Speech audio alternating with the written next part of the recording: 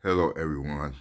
My name is David Gober, and I'm coming to you from my home office and my phone. And I just wanted to say I want to talk about religion today. And first thing first, I want to say that when watching other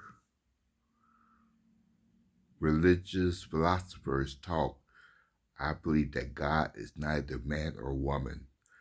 I kind of thought that from the beginning, but now it's more relevant in my mind than ever. I don't think God's a man or woman. I think he's a force. I think he's a universe. And I think the universe goes on forever. I don't think the universe stops or speaks. And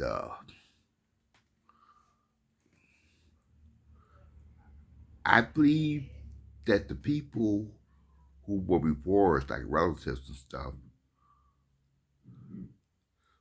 are on the other side. And we're on the other side of them. We're going to eventually go to that side. Now, I don't know if we will see them anymore, or we will all be spiritual forces or some type of being who can feel each other out in the universe. But I believe there will be warmth and trust and the feeling of belongingness.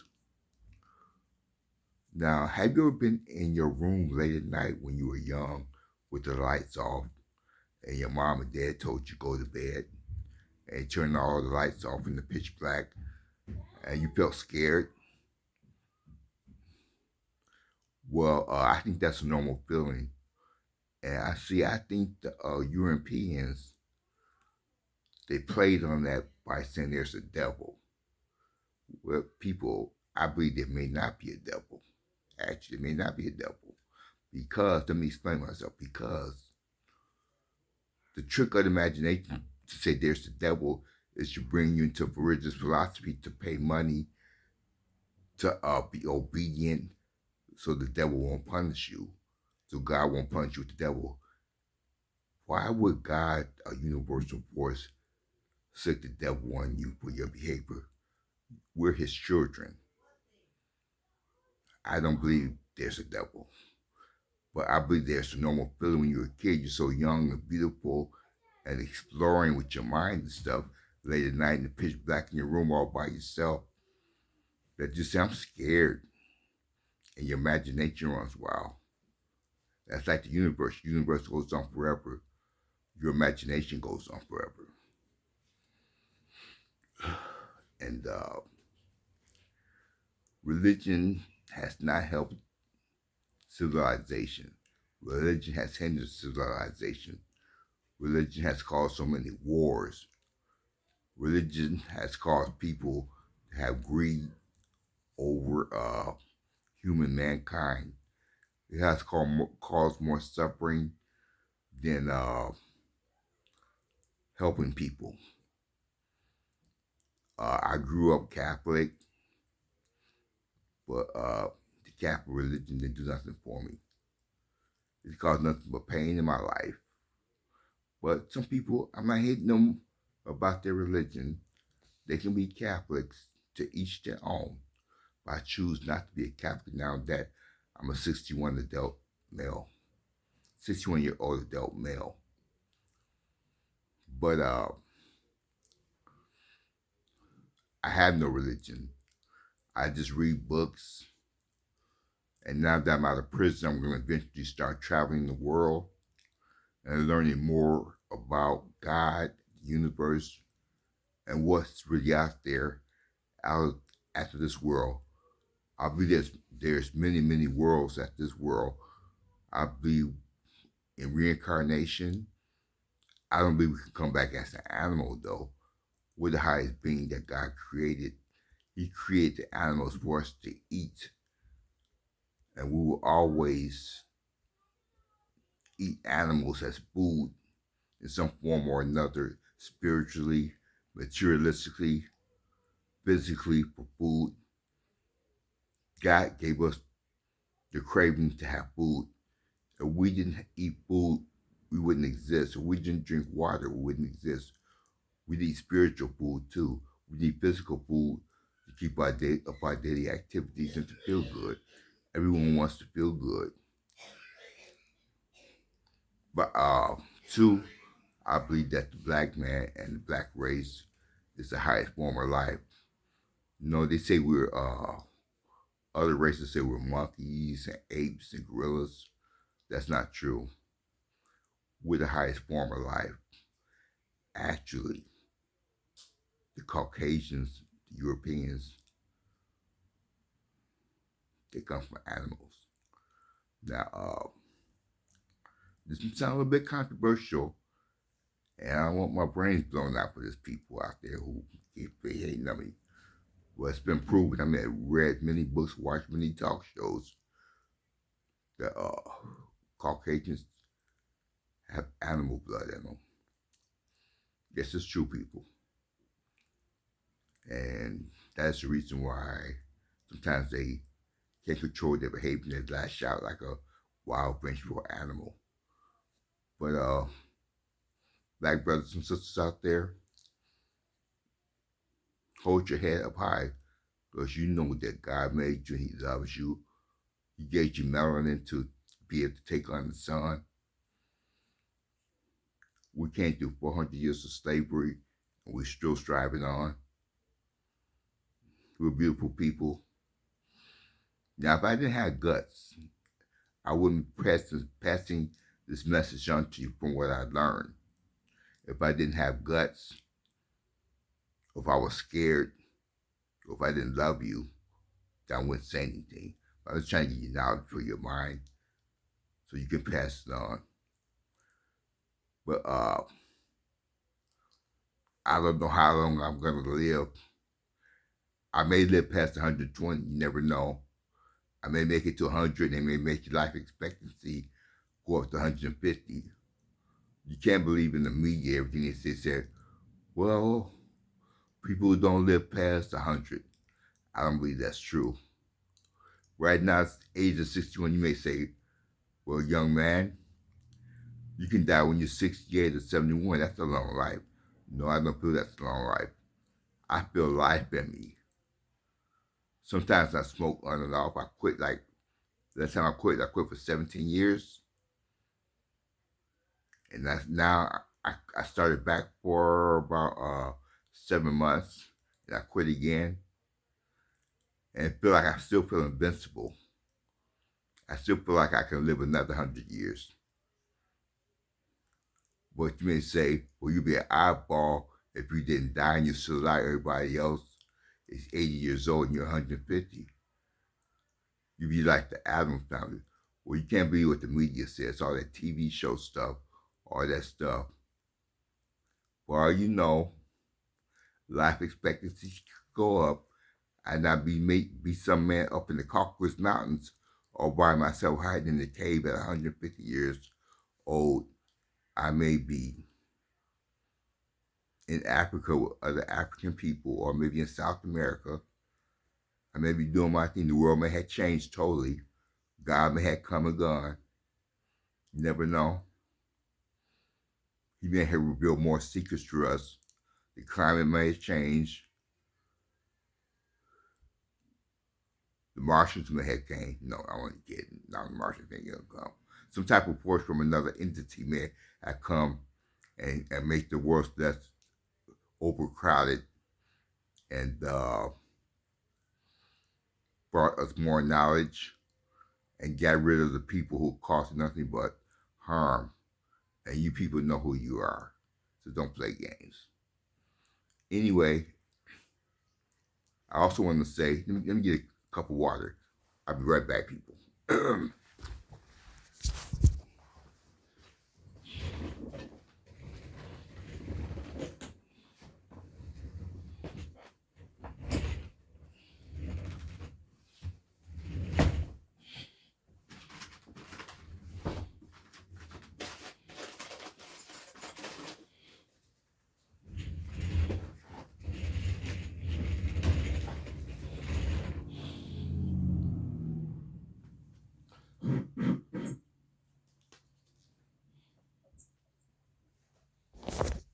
Anyway, I just want to, testing.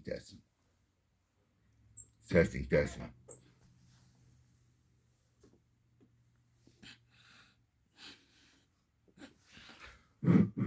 Testing, testing.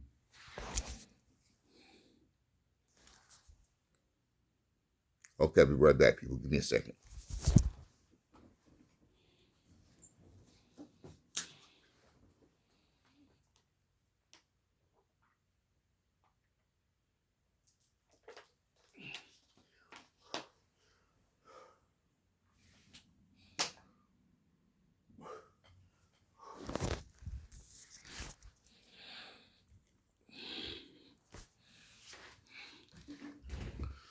So as I was saying, people, thank you for letting me get a cup of water.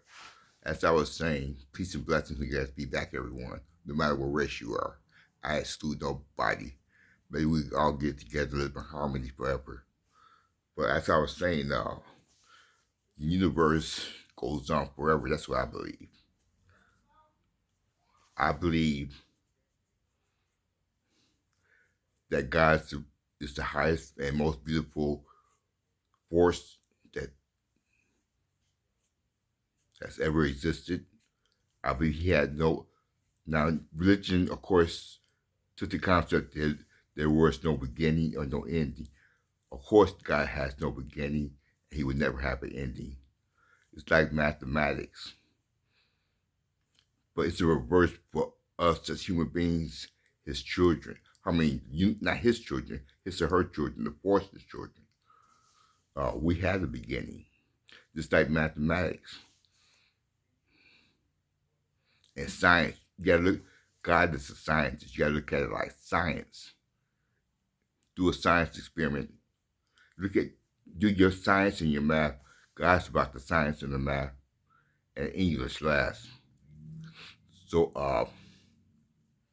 if God has some beginning and we think in our minds, well, we have beginning, but how come God has no beginning? Don't try to understand that. As you get older, you will get like me. Because when I was young, I thought I couldn't accept it until I could I thought I could never understand that God never had, the force never had a beginning. But to grow, you're going to have to accept that. And that's eventually what I did. Now, our parents are stronger than what we are because they created us. And we're going to be stronger than our children because we created them. We want the best for our children. We never try to destroy our children, not unless we're on drugs or alcohol or something and have altered states.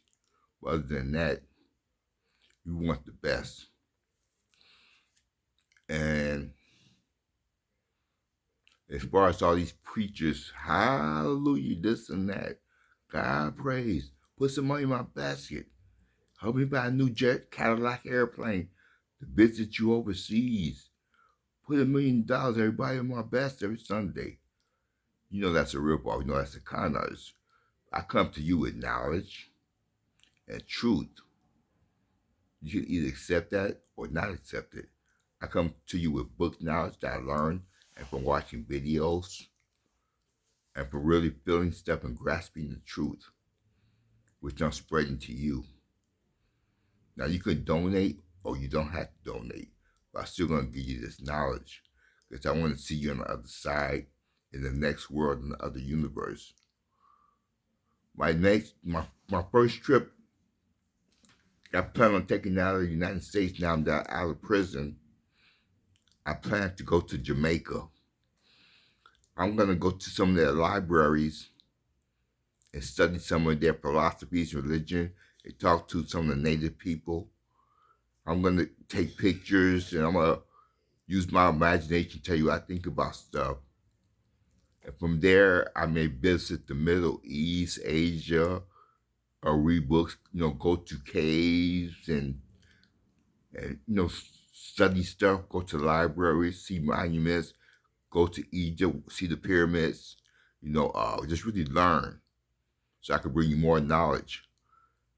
Ask monks and philosophers, Africans, all tribes in all Africa about their philosophy of life and what they think religion is, talk to me them through an interpreter in their language about their experiences with the universe. That will bring the package back to you, and I'm gonna feed you little by little until you grasp what you think you need to do and need to learn in order to be secure. So after you leave this life and you pass on to the next universe, you can be, I'm gonna give you the tools you need to have in order to succeed and make it to the next realm of life. That's all I'm saying, people. Sometimes I ask myself, uh, why was I born the first in my family? Well, it was because the universe, past, present, now, it just happened, part of science. I'm happy to be in the world, and it was times when I was growing up, I would say to my parents, I wish I was never born. I think all kids go through that phase. But now that I'm a little bit more mature, I'm happy to be alive.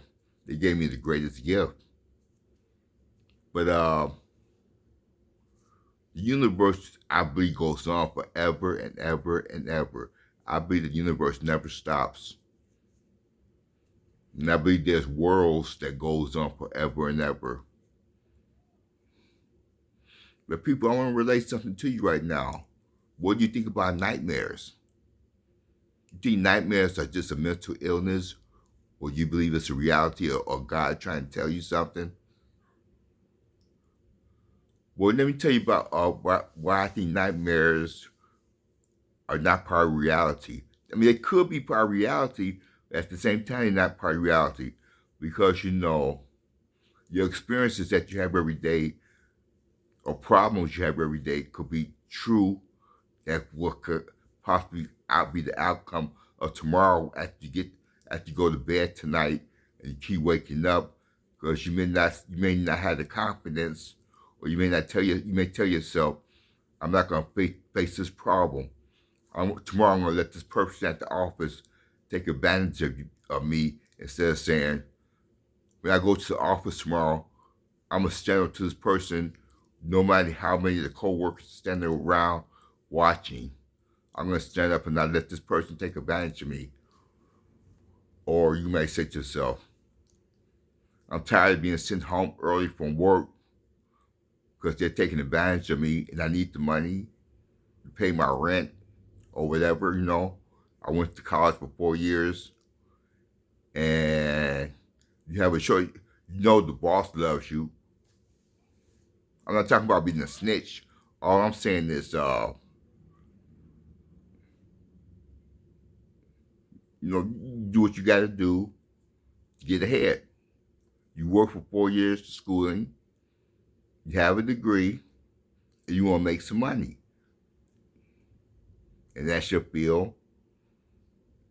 Give the boss, they know they need your skills, your work, so they always want to work you to death and send you home early. Well, you can play their games too. Save your money, work for them a little bit, quit, start your own business. Use your skills to help you succeed if they want to play games with you. I'm not trying to be mean, but all I'm saying is that people, use your common sense. The world is cold. I know the world is cold, but at the same time, I still think there's no devil. I think the devil is the money. People like money. I like money. Everybody likes money, but some people go overboard with it. And that's why religion has caused so many problems in society. Because every time you go to a church, they want to pass around a collection bucket. And some churches will not let you out of their meeting until you put money in there. You can't leave. I grew up in situations like that. We'll go to a friend, to their church with them, and they would not let us leave the church until we donated something. We had to run for our lives. It was so funny, you know. But and speak. You may wonder why speaking of nightmares. Well, one reason why I'm talking about nightmares is because I've been experiencing nightmares lately, and I just keep giving myself positive self affirmations. You know, there was a time when I was in prison, I thought I couldn't quit smoking. I had no choice. They stopped smoking. And I said to myself, I'm going to just die. But isn't it true that if you quit smoking, you breathe better, you live longer, you feel better eventually? So what I did was I just cold turkeyed in my cell, and eventually I beat it, and I used Nicorette gum and stuff. And I kept trying because I had no choice. It was either do that or get beat up by the guards. You know what I mean? Or they just lock you in a room. You're not gonna get out that door. That's a big steel door. No, and the bars are so thin you can't squeeze your head. I was in pain, you know, but I quit. Mine's a strong tool. I've been in cells and a hole in prison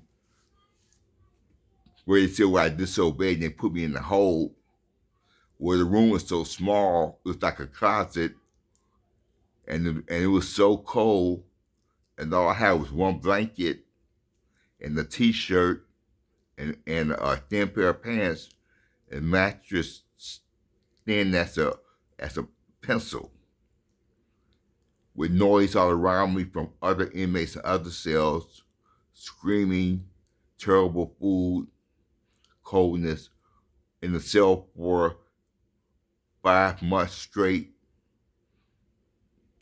with degrees of less than 20 degrees, wintertime, not knowing what the temperature is, no sunlight, light on 24/7, not knowing what's crawling under the door at night when you're trying to get some sleep, not knowing anything in your room crawling on your face, guards yelling at you, come take your medication, have a migraine headache and they won't give you no medicine, inmates yelling all type of profanity. I did that for 5 months straight one time in the wintertime in the prison in the northern part of the world that was really, really cold with no heat, one blanket. But I figured out a way to keep myself warm. There were survival instincts.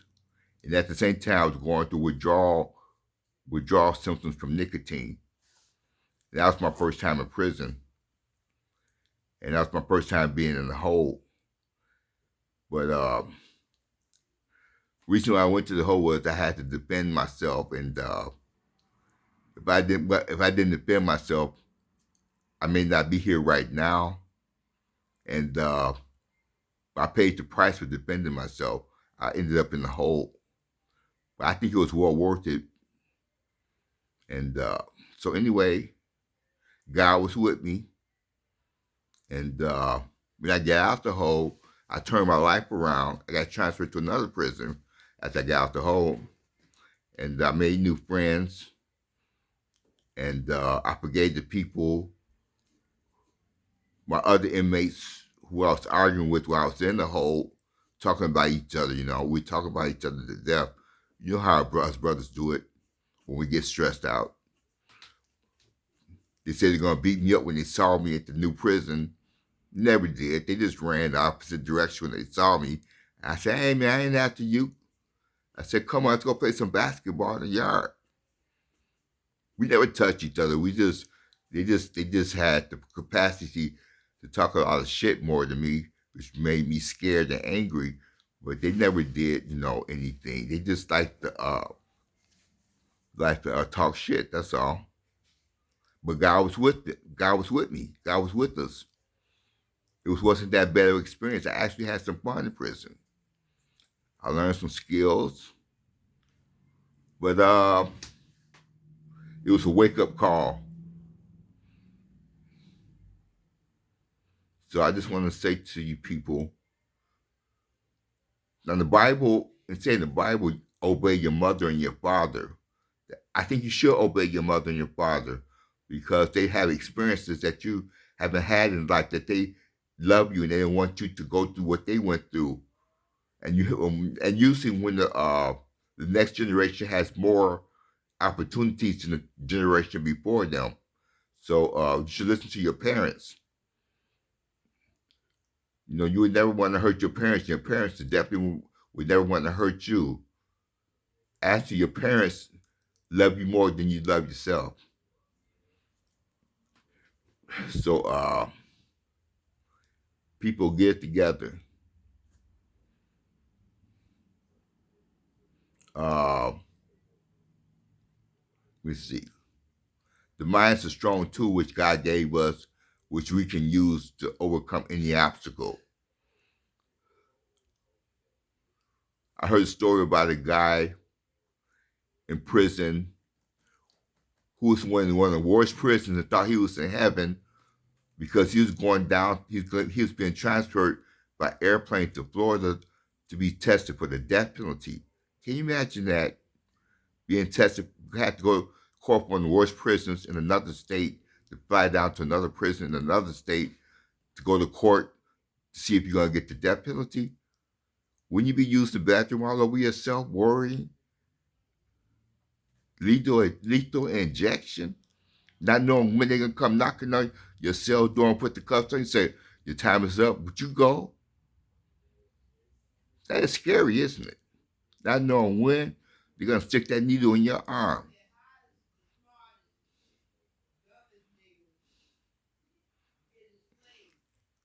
So what I'm trying to say, people out there, is don't let the white man take your mind. Now we know we're all gonna die someday. And I've been figuring things out. You know, the white man wants us to think he's in control, but actually he is not. Because I actually see this strong brother who had to go get tested for the death penalty, who was so strong it would have blew your mind. Now I don't know if he beat that or what. I never heard from him again, but he may be in prison down in Florida instead of getting the death penalty. But I felt for him. I said to myself, I don't want that happening to me. Now, I think they should get rid of the death penalty, people. I'm not saying they should let a person rot in the cell, but I do think they should get rid of the death penalty. I don't care what you did, they should not give you the death penalty. Then I felt my blessings again from God, where I realized, hey, I only have 3 more years to do, and this guy got the death penalty. Not the death penalty, being tested for the death penalty. I only got 3 more years to do, and I'm crying. So maybe get myself together. God's giving me a message. So, people, life is what you make it. Now, I never thought that I'd be able to do some things in life that I did. You know,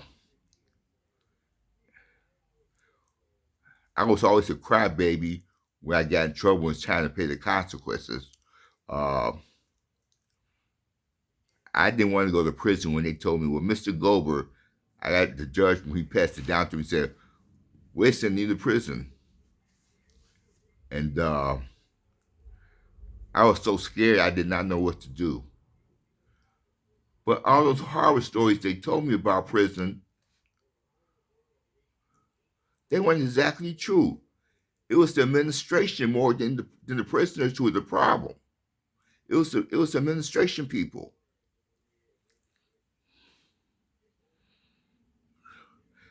And when I was in the hole, it was so cold in my cell, they took my socks away from me.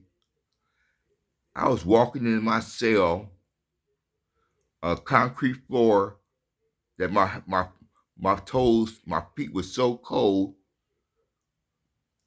I was trying to put them up, and I was trying to put them in my feet. My mouth was warm. My feet was so cold and hurting. I wanted to shoot anything in there to get rid of that pain, but I could not. And then to go out and get recreation, they put you in this little uh, cage, and you have to listen to all these other psychopaths or serious gang members in cages next to you talk a bunch of crap while you suffering and shaking in front of the cold, standing outside in this cage with guard dogs, pit bulls nearby, and guards with machine guns waiting for the slightest move, and they have you in handcuffs while you're standing in this cage trying to exercise. All you can do is jumping jacks.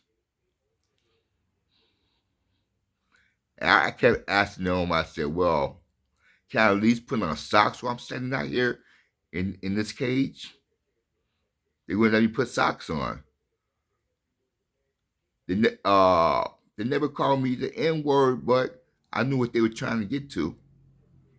I knew what they're trying to get to. But I survived that.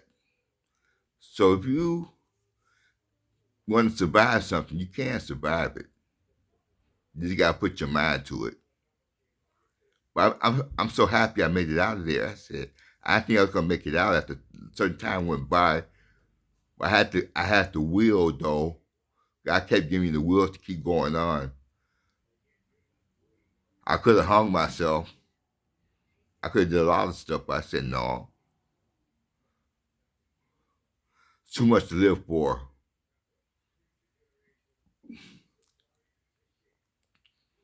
And I'm starting to accept God for the fact that He's saying, well, Mr. Gober, your time is almost up on this earth. If these people don't start treating you right, we're going to take you and take you to a better realm. So be prepared for the vacation. But you learn something new every day, and God teaches. Uh, I got my degree in information technology and security administration. Uh, some people around me say I would never be able to do that because I wasn't smart enough, but I was.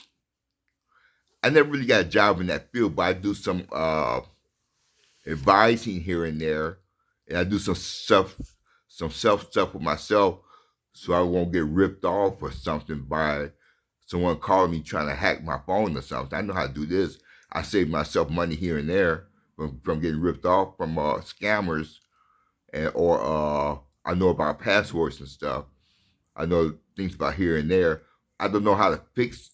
I don't know about how to fix stuff electronically, but I know about security, protecting information, stuff like that. And I know about administration. I wouldn't mind going to law enforcement myself and going to the corrections. And I said to myself, if you can't beat them, join them.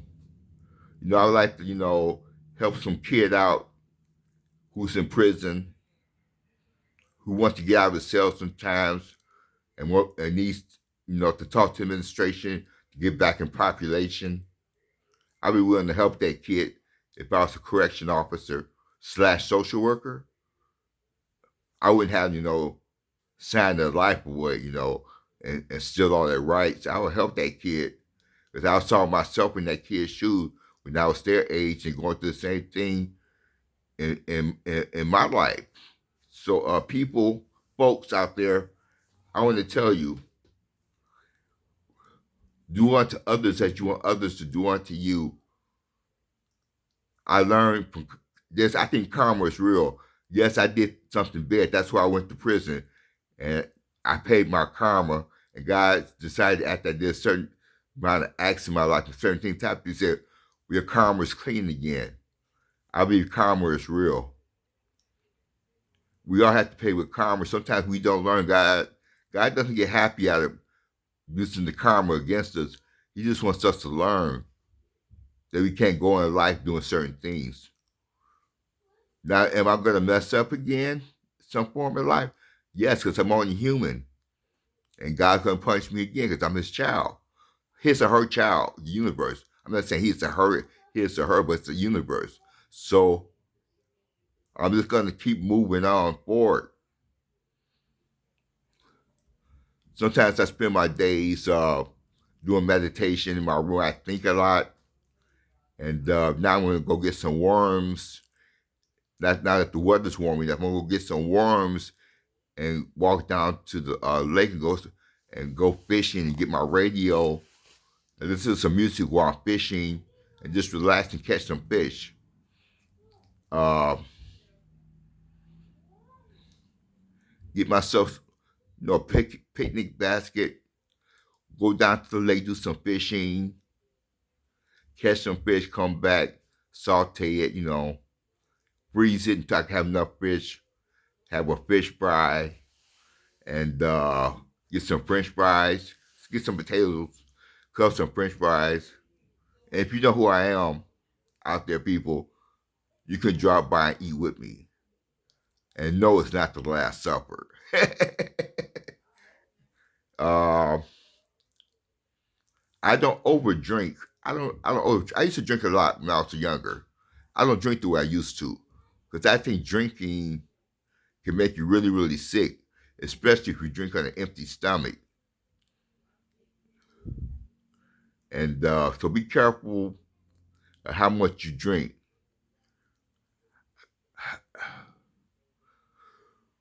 Let me get some water just a moment, people.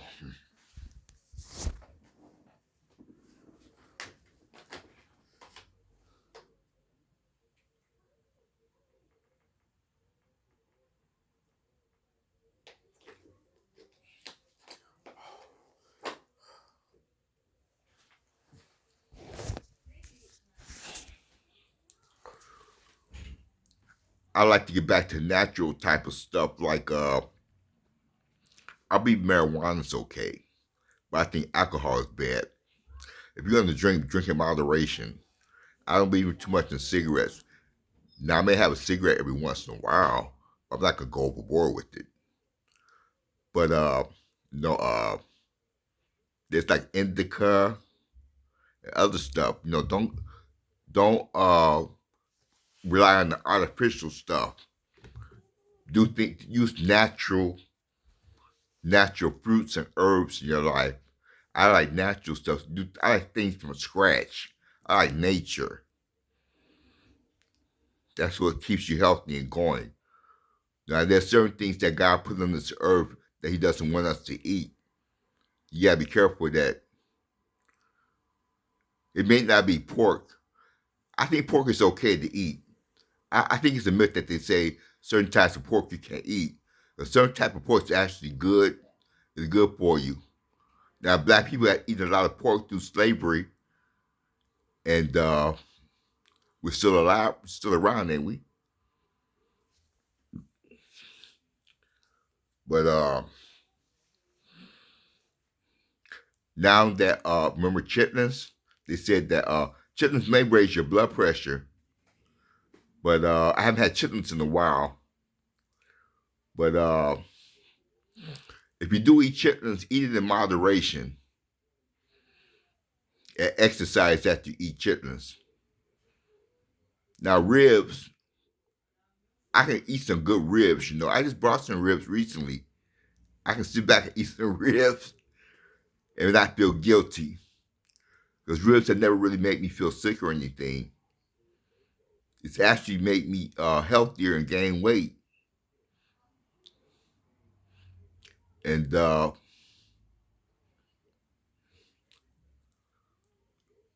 you know what not to eat. You know what not to eat. There's certain animals you don't eat. I'm not gonna say what they are, but certain animals you do not eat that I would never eat. But also they say cleanliness is next to godliness. That's true. But sometimes, in the ghetto, when you work a job and you come home from work and you're so tired after they work you so hard, you don't want to clean up your personal space. All you want to think about is that bed, because you know you got to get back up in 6 hours and go walk another mile and go do the same thing again. I realized after I got out of prison that I made this bed for myself that I had to sleep in.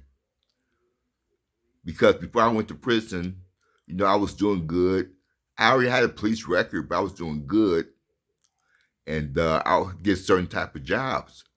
But I realized after I went to prison and got back out again, I couldn't get those type of jobs again. I bit the hand that was feeding me. I couldn't get certain type of jobs to survive. Those doors were closed. And no, I didn't resort to crime. I think those doors are going to open back up again because I'm starting to learn skills to re-enter into the job market to get certain jobs I had before that I lost.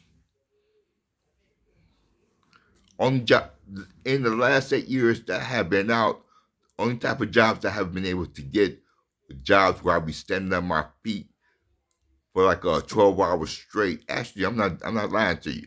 12 hours straight laboring hard with no break.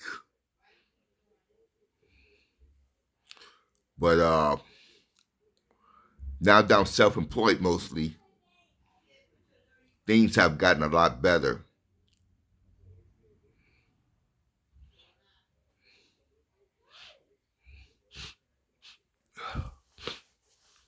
I got a little cold, but I'm doing good. That COVID-19 was something else, wasn't it, people? That COVID-19. I never called it.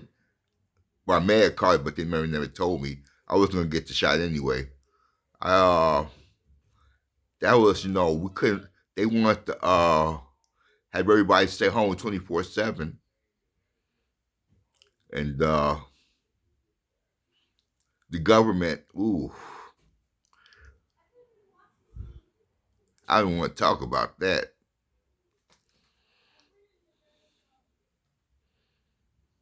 But there are a lot of, now that things are opening back up again, there are a lot of ways to make money. I can't tell all my secrets though, but if you donate, maybe I'll open up a little bit more.